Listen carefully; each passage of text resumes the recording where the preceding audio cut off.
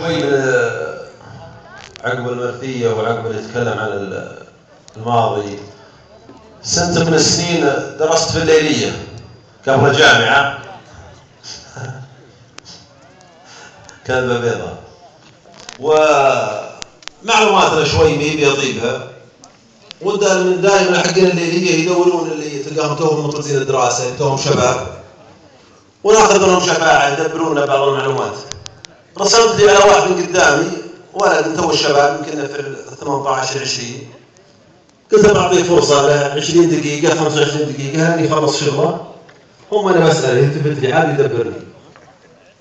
الرجال يوم سألته ولا رجال ولد مليان ما شاء الله تبارك الله بينت عليه النعمة، وعقب ما راح يجي نصف الفترة سألته أبيه يسألني ويوريني ورقته ولا ما فيها تسمع، وتوفقت. لكن زعل واحد من هالعودة من المراقبين صراحة يقول هذا السنة بالفصل والحال محووج، ومراقب الصالة ذبحنا بتدويج.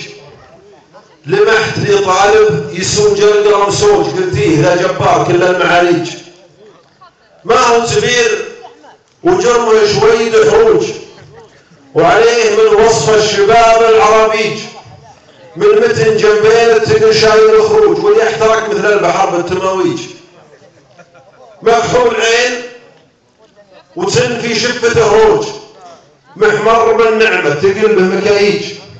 ناديت به بشويش يا قايد الفوج، يا ذيب في ديرك تشاف المناتيج، اثري غرقت بنقعة ما بها موج، محتاج واصبح بين الناس المحاويج.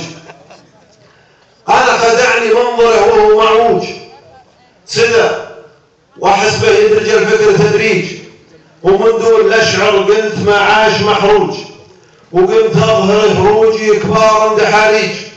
يا استاذ لا تكثر على راسي الدوج، انسان ما من فوق شبلك مناهيج، لا صار واحدنا غشيما ودبوج، وحظه رمابه بينكم والدبابيج. كسبه يصير العرج والعمر والعوج، مفلس ولا في حياته تباهيج. كثرة ولكن للأسف دون منتوج، والكل منهم مبدي للتحاجيج. يصير مما شاف يا ناس مرجوج، وفصله يسمى ذاك فصل المراجيج. والحمد لله ساقي عم خدوج اللي فزعاته لقينا تفاريج. سلامتكم.